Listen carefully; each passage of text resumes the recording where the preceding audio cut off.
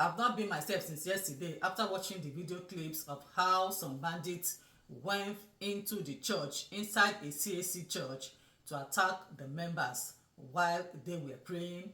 I saw how people were running helter-skelter. I even saw some of the old women trying to escape from the bandits. But unfortunately, some of these people were deleted. I don't know what Donald Trump, the president of the US, is still doing. He said he was going to send his troops to Nigeria if the buying of Christians does not stop. But it's like the government of Nigeria is not doing anything to stop the buying going on in Nigeria, or the buying of Christians going on in Nigeria.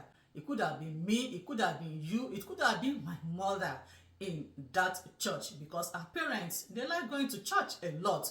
They sleep and wake in the church most of the time. Look at how these people were running helter-skelter.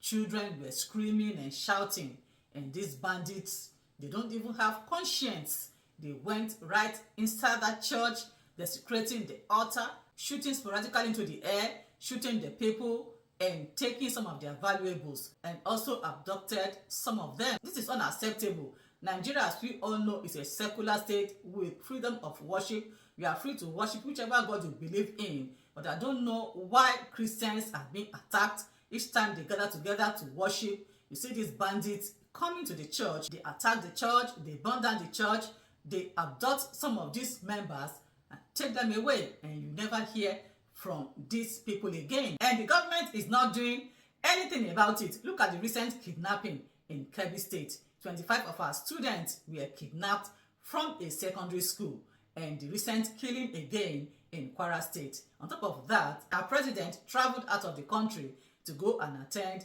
one conference in South Africa. You can imagine that. They don't even care for the masses because their families are not involved. Their families are well protected. That is why they don't care about others.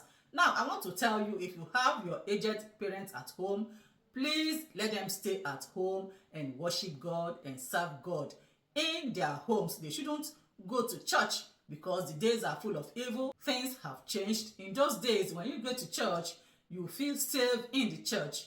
It is not like that anymore. Everybody should stay in their houses and serve God. Especially for those that live in villages, please stay at home and serve God. If you have your aged parents living in the village, please let them stay at home and serve God. I know that our parents, they like going to church a lot. They love going to church to pray, but it is no longer as it used to be. They should stay at home and pray at home.